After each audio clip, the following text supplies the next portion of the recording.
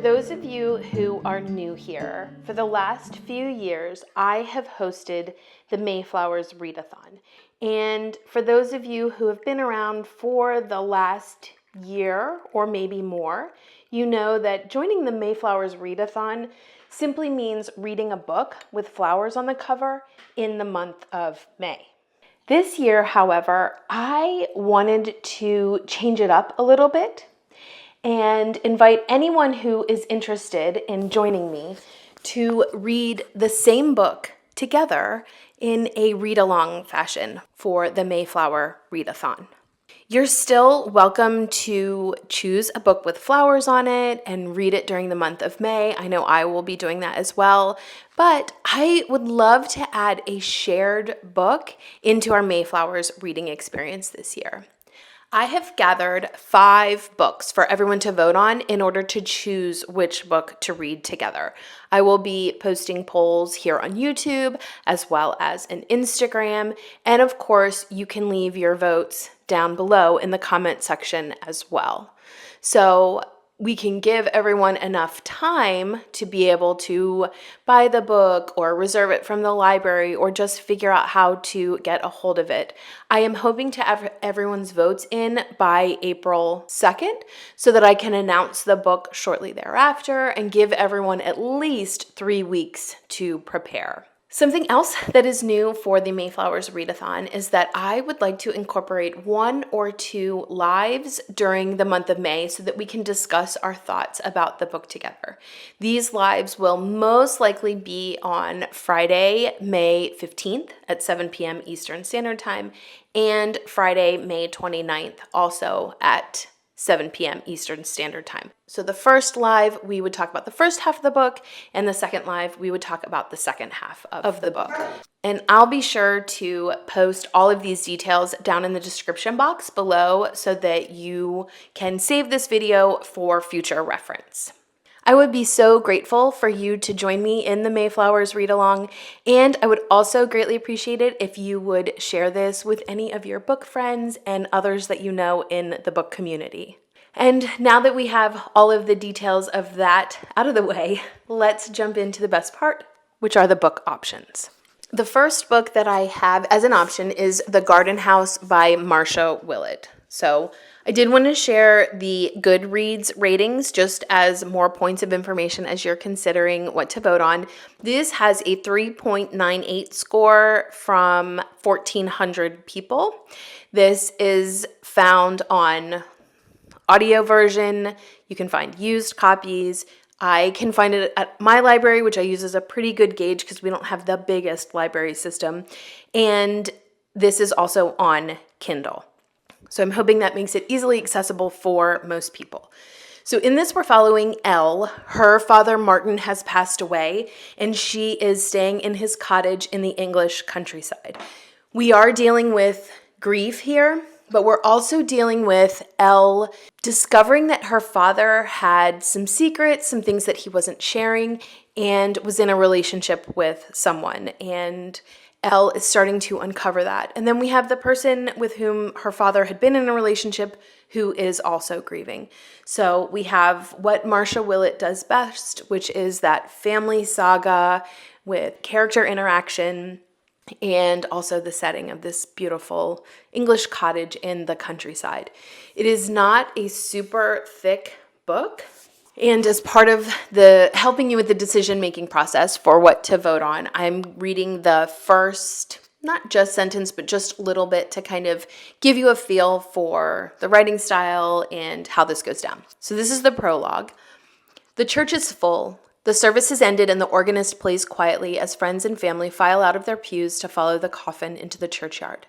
The nave is flooded with bright, slanting sunshine, sliced by sharp black shadows, and long-stemmed flowers, purple and blue, cast splashes of color across cold-grained stone. So that is The Garden House. The next one that I have chosen is a new to me author. That is Faith Hogan. And this is The Bookshop Ladies. I love this whole cover. The books that are set there. I love the wisteria that is hanging down in the window.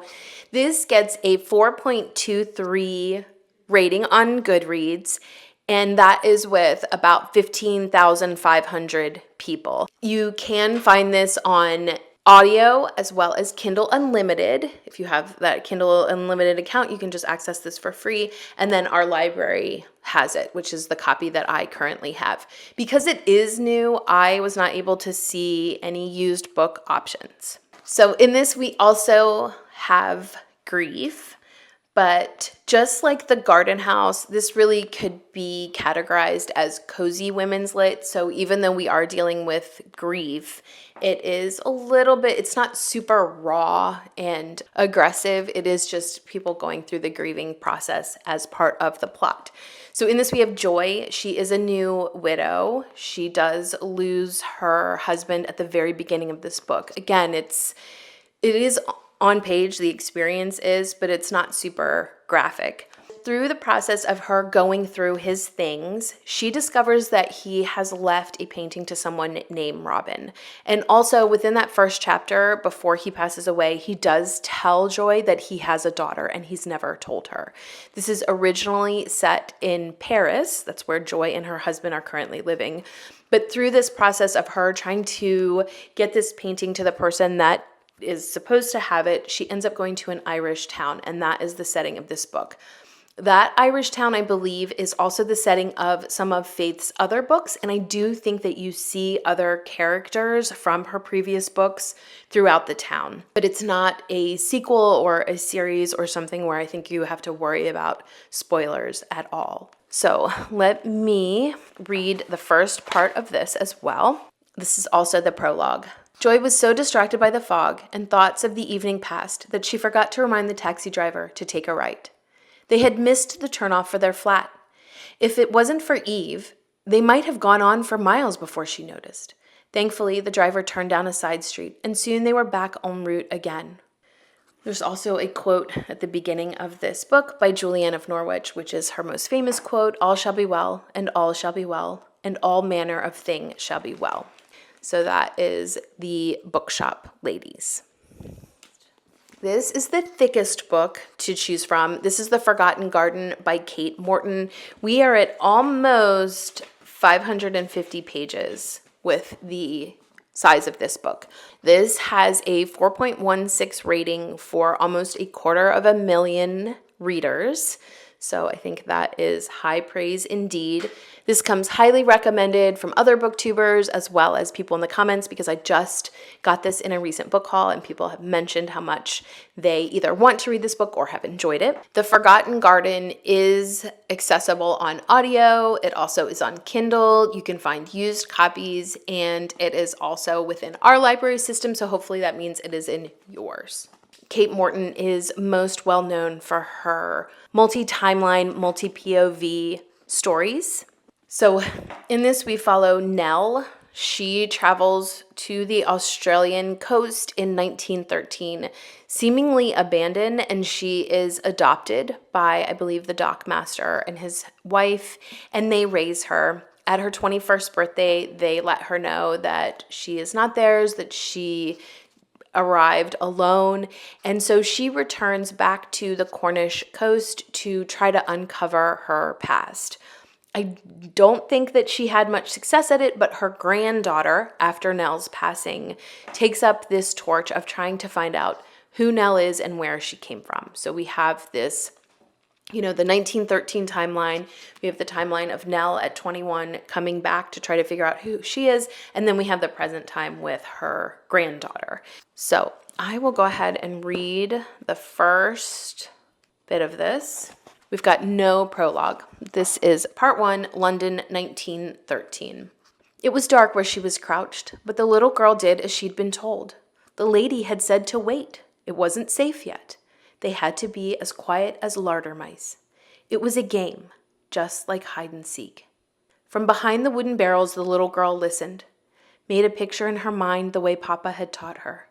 Men, near and far, sailors, she supposed, shouted to one another. Rough, loud voices full of the sea and its salt. In the distance, bloated ships' horns, tin whistles, splashing oars, and far above, gray gulls cawing, wings flattened to absorb the ripening sunlight. The next book is a little bit of a wild card. It is Elizabeth Taylor's At Mrs. Lippincot's. This is only accessible as a used book. If you look on eBay more than thrift books, they are there. I think there are some used options on Amazon as well. And then there's new paperback, which is about $14. So about the same cost as it is used. And then you can find this on Kindle, but it is not audio version, and my library doesn't have it. So maybe yours does, but mine doesn't. And this gets a 3.83 rating on Goodreads with only 1,100 people. So not as well known, but it is one that I think would be a very good discussion book. So in this we have Julia with her husband Roddy, who is with the RAF. They decide that they are going to go and rent Mrs. Lippincot's house. I think the actual rental of the house irritates Julia because the furniture is kind of odd and the decorations are odd and just how it's laid out. And we kind of discover through this book that Roddy has really wanted a more traditional type wife. You know, he's a military man. He's going to events and kind of high profile situations. And Julia is not that. She is not your typical traditional housewife. And she's a little bit cantankerous, I think. And that's why I think this would make for an interesting story. So this is set in the backdrop of World War II. So not to be confused with the actress, Elizabeth Taylor is a well-known author during this time period. She wrote Mrs. Palfrey at the Claremont, which I have seen the movie. I have not read the book. And I just thought this book was lovely. And again, I think it would be an interesting book to discuss the concept of marriage and career and all of those aspects that I think are fairly heavy-handed in here. It's a little bit of a sharper, wittier type of book. So here's the opening part in chapter 1. Did the old man die here? What do you think? Julia asked as her husband began to come upstairs. Old man? What old man? She stood on the shadowy landing with its 6 white doors. What old man? Asked Roddy once more, coming up and putting his arm along her shoulders. The husband, Mr. Lippincott. Oh, how I wish we needn't live in other people's houses. What if he did? Yes, what indeed? The dead cannot communicate with the living or do harm to them. Julia believed that. There are, of course, those who do not. She knew his death could make no difference to her, even if it had happened in that room, upon that bed. So that is At Mrs. Lippincot's. And then last, I thought that I would add in a magical realism book, and this is The Lost Lake by Sarah Addison Allen. This has a 3.9 score out of 35,500 people, so quite popular. And you can find it used. It's on Kindle. There's an audio version. Our library has it. So it should be pretty easily accessible. In this, we have E.B. Pym. She is the owner of property at Lost Lake. There is some sort of like whimsical, mystical aspect of Lost Lake where the people who are lost, who need a little bit more support out of life, find their way there.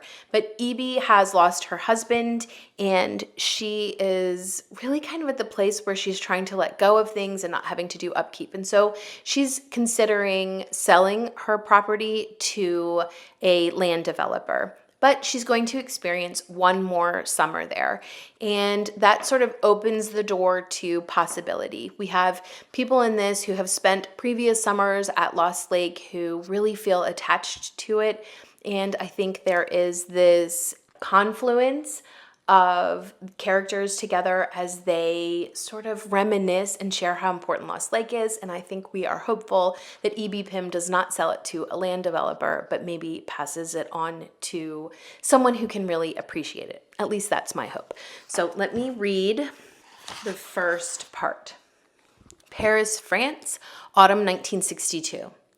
The wet night air bounced against the electric street lamps, giving off tiny sparks like flint. Almost tripping again, E.B. Pym laughed and looped her arm through George's.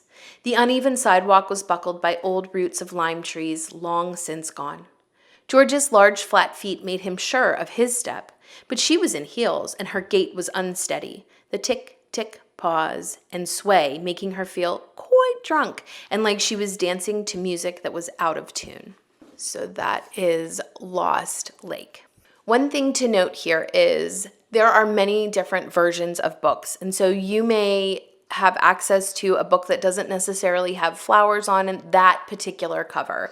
But I just want to reassure you, if we've chosen this book and there is at least one version of it with flowers on the cover of it, then that is sufficient.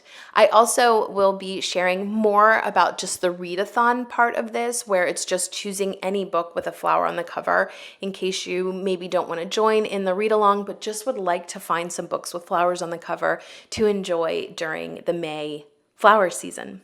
So again, I will be putting polls up in all of the places that I am. You can always just leave a comment down below. Let me know if you are interested in joining, because I would like to gauge the interest as well. There's just a lot of excitement for the reading community in the spring season this year. So as always, thanks so much for watching, and until next time.